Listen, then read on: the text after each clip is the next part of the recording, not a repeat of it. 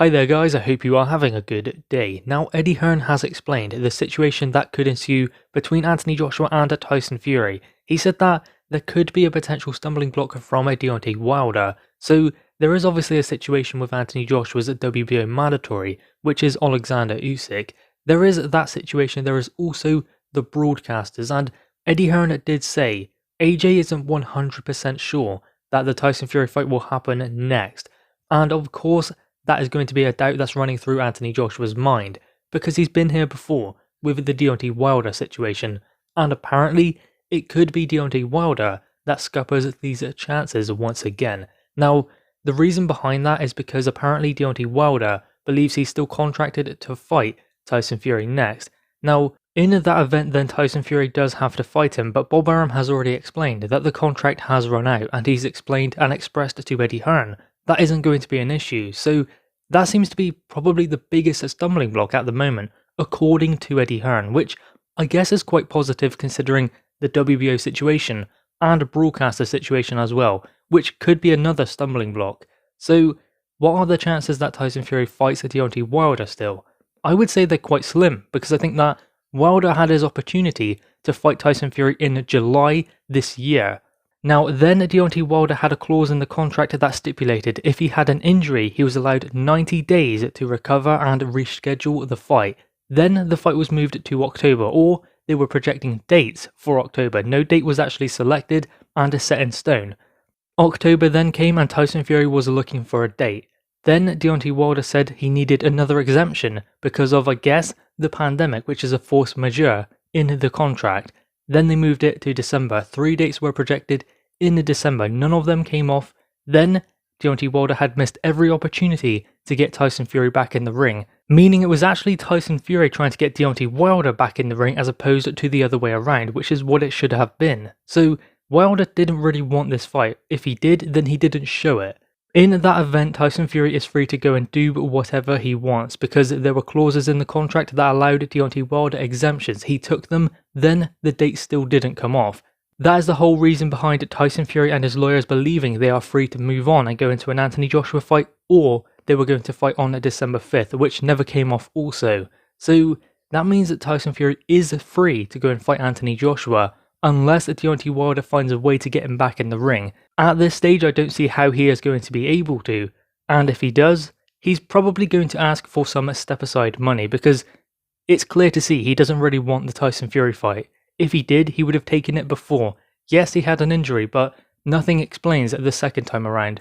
Yes, no crowds and all of that, money lost at the gate, fair enough, but there are other fights happening. There is no reason why this one shouldn't have. So in that event, Deontay Wilder didn't really want to fight Tyson Fury. If he didn't then, is he going to now? So maybe he's looking for a bit of step-aside money and a guarantee from this fight. That's what I believe he's looking for more so than anything else. Because Wilder is in a situation now where there are a lot of heavyweights waiting for their opportunity at a world champion. He is now one of those heavyweights, so if he wants to get a world title opportunity, if he wants to get back to the top, he's going to have to fight someone like Andy Ruiz, maybe Dillian White, those kind of names. So if he does this and goes through the course and doesn't even get to fight Tyson Fury next, the best he can hope for is some step-aside money and a guarantee that he gets to fight AJ or Tyson Fury. That gives him a bit more time, but still, he has that route back to the top. I think that is what Deontay Wilder is looking for, more so than anything else, which isn't necessarily the best situation, but it does mean that Undisputed can still happen between Anthony Joshua and Tyson Fury. That is the good thing about it. Hopefully, Tyson Fury and Anthony Joshua do find a way to put all of these issues aside, which are luckily issues that are separate to each party. It's not issues they have with one another. If there were no issues, the fight would happen. That is the best thing about it. Before, it was the issues between the two camps. When it was Anthony Joshua and Deontay Wilder, the fight wouldn't happen because the camps didn't get on and they could not work out a deal. This time around, things are different. Tyson Fury's promoter, Bob Arum, wants to make the fight. So does Eddie Hearn, who is Anthony Joshua's promoter. They can both come together and make a deal. They might like each other, they might not. Still, they want to make a deal, they want to make the bigger fight. Now, with regards to Eddie Hearn explaining Anthony Joshua is not 100% sure the fight happens next, I think that is probably him thinking that things have happened before where he's been in this situation and the fight hasn't come off. So obviously, he's looking at other options like the Usyk fight, which is his only other option. I mean, if he doesn't fight Tyson Fury, it's obviously going to be Alexander Usyk. I mean, we could be skeptical and believe that it will be Usyk because the Fury fight has more hurdles, but I think that boxing needs the Fury fight between Anthony Joshua and Fury more than Anthony Joshua versus Usyk, and I think that that is the important thing at the moment. These two do need to fight. They're both in their prime. They're not going to get much better than they are now. I mean, Anthony Joshua, people have been saying he's improving, but the thing is, he's 31 years old, he's a unified champ. Yeah, there are still things that he maybe can learn, because he is still raw in the pro game, but I think that he is almost the complete package. I think that no more fights are going to give him more of what he needs than the Tyson Fury fight. Yes, maybe Fury has more experience than him, all of that, what you want to say, but I think that Anthony Joshua has always been someone who learned on the job. He's going to have to do that again, maybe, but I think that he will rise to the occasion. I don't think that Tyson Fury has any more experience necessarily at this level than Anthony Joshua, because let's remember the amount of world title fights Anthony Joshua has had, more than Tyson Fury, so that isn't going to be an issue.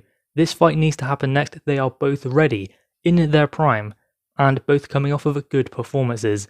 That is why the fight should happen next, and I believe it will. Eddie Hearn has already said in an interview where he was speaking about potentially vacating all of the belts so there were no obligations so that this fight could happen. He did say that you got to pay sanctioning fees, then perhaps 7 figures to the mandatory, which is Usyk, so I'm guessing that is something maybe Usyk has demanded, 7 figures to step aside.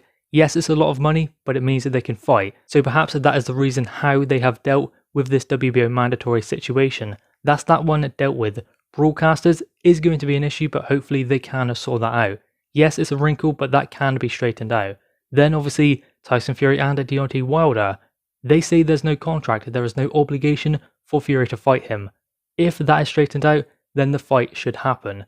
Hopefully it does next in 2021. I've always said I think that when it comes down to it, if the fighters want to fight, then the fight happens. I think that that was the situation with Anthony Joshua and Deontay Wilder. And even with Deontay Wilder, Tyson Fury 3. If the fighters want the fight, then the fight happens. And I think that both parties do want the fight. I think that both fighters want the fight. I think that the broadcasters and I think that the promotional teams want the fight. So therefore the fight will happen. That is the most important thing.